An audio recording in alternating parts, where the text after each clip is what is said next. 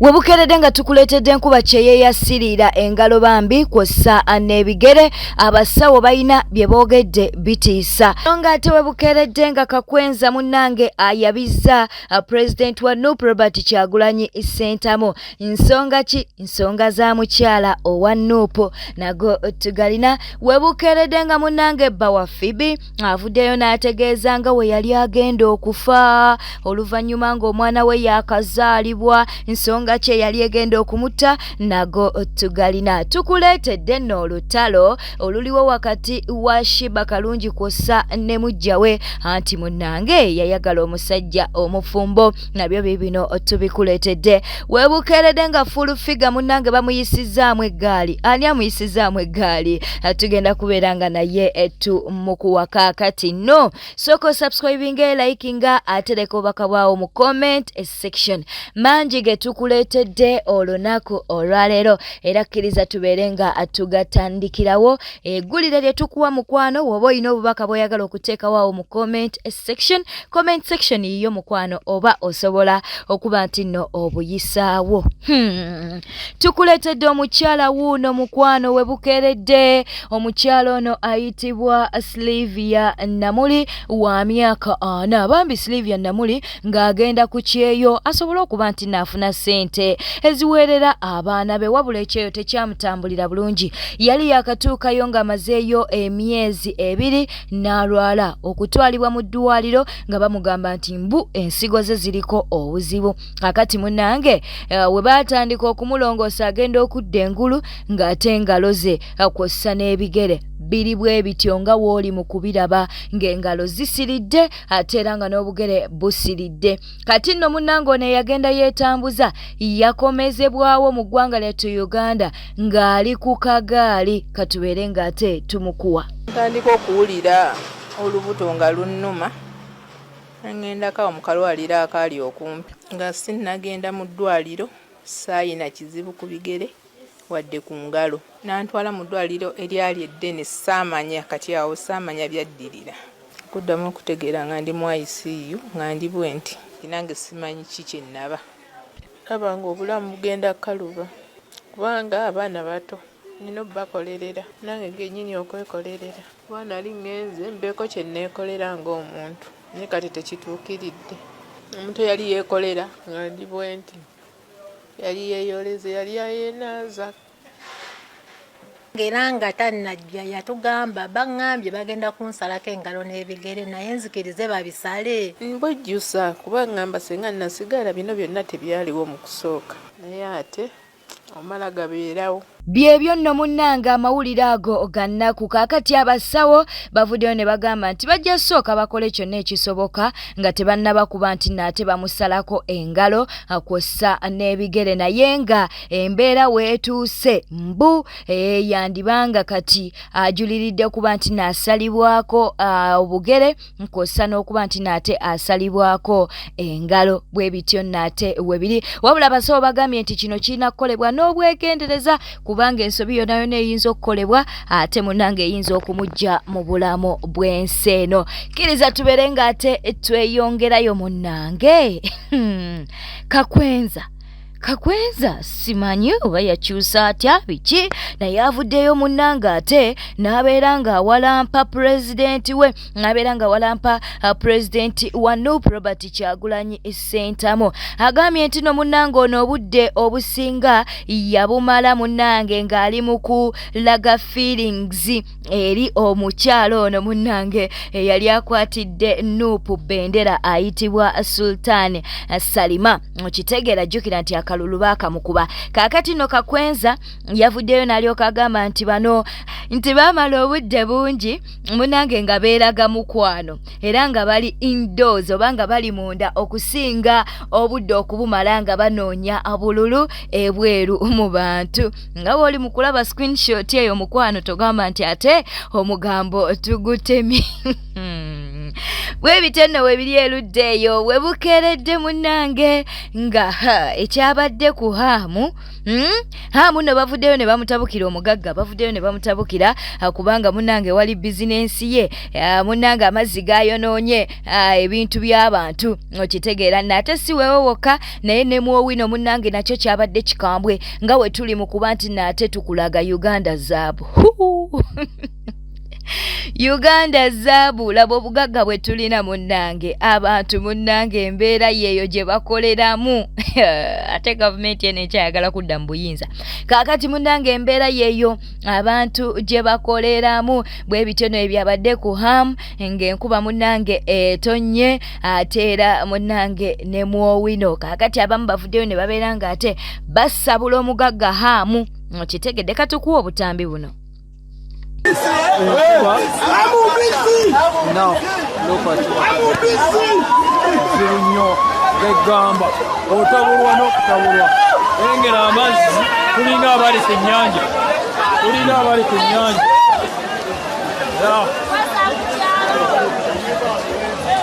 Wow.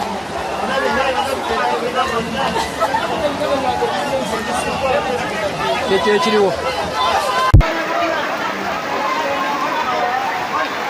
Bannange twabagambye omwala baguzimbyeko oguli ku kijjukizo yessaawa kati tubonaabona Owino market mulengere kiri mu katale kasete bali ku ddembe Owino kyekyo temulaba essaawa eno abantu amazzi bawuga mu mawuge naye kyemanyi galina era okuttako ku bantu kyekyo mulaba essaawa eno omwala hamu yaguzimbyeko amazzi galina we gayita gadde gakuba gadda mu Owino yeyo embeera gye tuyitamu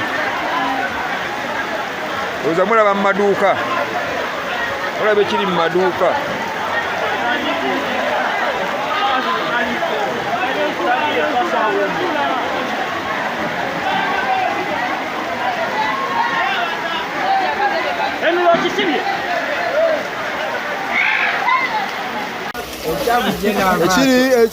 ekiri wahamu abantu bonna engoye zitobye omwana gwadda mu dduuka kibubi ekawo obubaka bwawo mu comment section video eno giwe like mukwano ate tubeere nga tweyongerayo kansubire nti n'obulamu bwo bweyagalira ddala bulungi kakudde kyayisa ogamba otya Kazora Enoch nkubuuzizaako namutebiddala twebale kuba nti nate oli ku mukutu kale katubeere nga ate tweyongerayo mu mawulire amalala munnange bawa Phoebe Tata Amazing avuddeyo munnange n'alyoka agamba nti yali agenda kufa bannange senga Phoebe kati namwandu mbu Tata Amazing bambi yali agenda kufa oba bba wa Phoebe yali agenda kufa ng'omwana we yakazaalibwa emboozi eno munnange erimu ebirooto yaloota biki mumanyi embeera z'abalokole kale katubeere nga ate tumukuwa munnange emboozi eno agyogere kubanga yannaku yali agenda kufa singa nze siriiwo singa omwana wange taliiwo awo emmundu ez'omubi we zaali zitunudde ennyo ku mwana wange nange taata eyali ayimiridde mu kituli abantu bangi mubuusa amaaso ebintu bino nga we nabagambye mu kutandika mubirabanga ebyolusaago abamu namwe mufuna ebirooto ne mulowooza mwebase bwebasi abantu abamu ne babajjira mu birooto nolowooza nti it's just a dream naye ffe kyavanga ku kirooto ne kibeera reality nga we kyabadde mu kirooto nga weewuunya how comes like is it really kyennyini oba siraba oba ndaba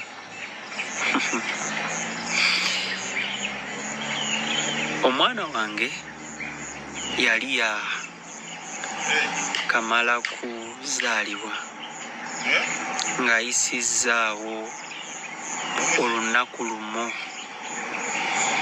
lwe baamuzaala Munange bawa Fibi oluvanyuma lw'okuvaayo n'ategeeza nga bwe yali agenda okufa. Munange mu comment section munange abantu ate bo ebintu bazze mu kuba nti nno babiyomberamu bavuddeyo ne babeera nga bamusabudde waliwo nange comment section katugikuyiseemu bwetyo bweri mukwano naawe osobola okusomaasomamu abantu b'oku mutimbagano bo si bangu okitegedde bano tebasabula ne basabula kale no webite webiri kankujukiza okusubscribinga likinga lekawo bakabwawo mu comment section ani kansiime munange ng'agenda agamba abantu bamubuuza ebibuuzo kaakati munange mu kumubuuza ebibuuzo munange webukeeredde nga waliwo eyamubuuzizza ekibuuzo nti ddala okyali ne bbaawo omanyi ani kansiime wa muzeemu amugambye nti kituufu akyali naye waaba amwagalamu asobola okumumuwa anange You people are hilarious. Yes, I am with the father of my son, but I think you people like him. So yes, we are together, we are raising our son together, but he's free. If you want to date him, you can date him. You can. Me, I've been a fiancé, I've seen how it is, and now I'm leaving it for you. Yeah, I will never not be with the father of my son. But he's free. His heart has room and space for 1 or 2 more, if you want. I went to a place in Acacia, I don't remember its name, and they checked my face, like you put your face like this, and they tell you what you need, whether your skin is dry or not, and they gave me products that I needed. Now, I can't tell you what products those are because they are not good for your face, they are good for my face. So maybe if you can go get your face checked too, and you know which one is good for you. Then about perfumes and deodorants, I mix my perfumes. I get favorite scents and mix them. I never really truly wear one scent. As for deodorant, I go for the ones that last long. Amawulire goncha galina manji kyoba onkolera kimu kyokka woba tonnaba kuba nti subscribinga mukwano ate onyige akadeka notification bajja kubeera nga bakutegeeza buli lwe tuba tutaddeyo video kakati n'ekirala sooka ompe like awo naawe ompe vibe nyongereyo amawulire amalala okitegeera n'okuleka obubaka bwawo mu comment section.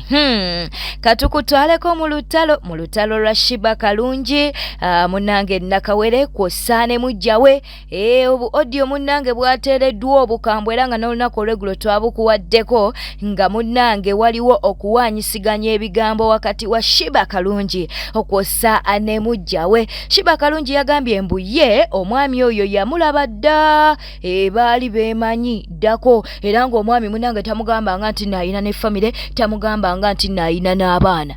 Okitegeera kati akizuula luvannyuma nti omwami ono mufumbo ate ng'ayina n'abaana era munnange n'alaba omukazi nga mulungi ate ng'omukazi munnange ayina empisa kwegamba byebyo Shiba atukuwe Shiba Kalungi. So it wasn't a thing of, because I've known him for quite some time, but I didn't even know you. I didn't even know his kids. So really, it's not something I've been creating in my head. I'm a very fucking open-minded person, first of all. And then when you showed him your picture for the first time and the kids, I was like, oh, that's cute.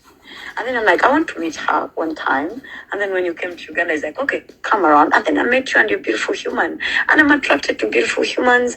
And I loved how warm you are with your family. I'm like, this is cute. I would love to be part of this. I spoke to him today. He's in a better place. I spoke to him today. I told him to make sure he understands his side. It's not about what he wants. There's another person involved in this. It can't be just about him and what he wants. We talked for almost an hour and he understood.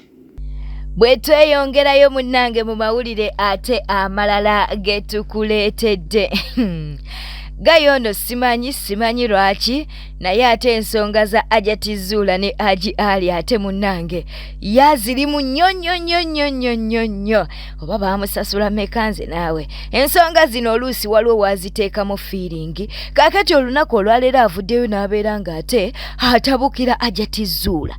Muli eri ne neebuuza Yesu otabukidde Ajatizula simanyi omwana Nisha omwonoonedde obulamu bw'obw'omu maaso kati oli mwana wa Ajatizula. Si wuwo ssebo mwana ayogera ebyakyo kyagala okuwulya kyokka kimukwata katambi ate kina kimala ne kikata nga tekibisena ku mwana face obutasoma obusirusiru obubuyabuya noti omwana wenyini gwe weezaalidde akatambi n'okata nga tomubisena ku face ate oli kufe bannamawulire mutukabike face nga gwakata gasiya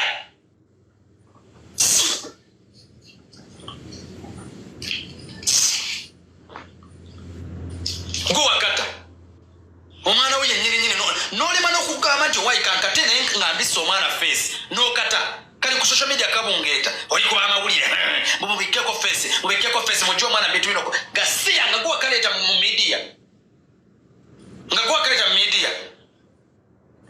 kyekyakata fe twandikafunye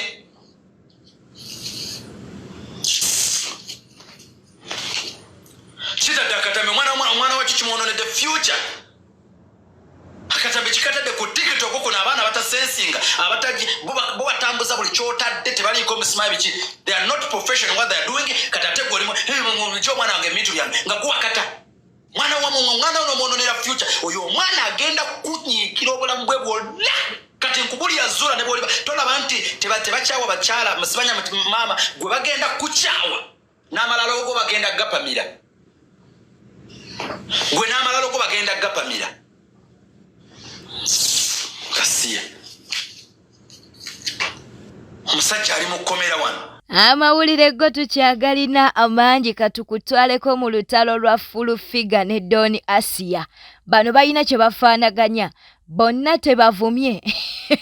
We batandika okuvuma gwe sirika busirisi. Okitegeera kaakati nno Doni Asia avuddeyo n'abeera ng'ataatabukira Fulufiga. Avuddeyo n'alyoka amugamba nti gwe nnyabo lwaki totulaga bbaawo mbu bba wa Fulufiga mbu muzeeyi mbu atambula akutamyemu bw'ati bannaye katuleme kwogera binaatusabuza katukwe Doni Asia yabyeyogeredde. Yogerako ku bbaawo alina omusajja omukadde bano abaako w'amagye atambula yeewese namo bw'ati omugongo naye amanyira abantu mbwe nze Fulufiga tokyalina ky'oŋŋamba kubanga tolina w'otantuusizza kisiraaniggwe nzo empala neeyange naawe paka Magombe. Doni Asia munnange y'omu avuddeyo n'alyoka agamba nti tayagalira ddala Fulufiga. Mbune waayise tayagala kuyitawo.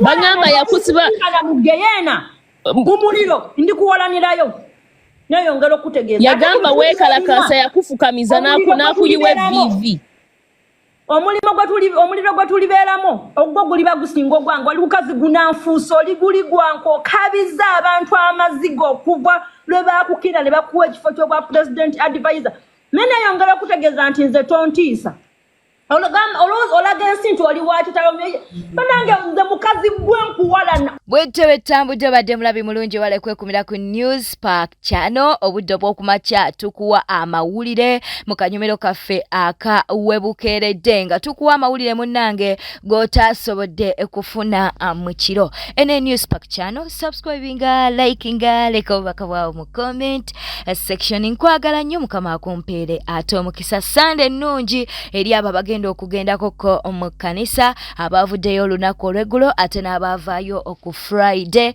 twagala okubeera nti nate tubatumirako mu ngeri ey'enjawulo. Naawe aludde okusaba kale Christmas eneetera okutuuka oyitirako mu kkanisa. Mweraba.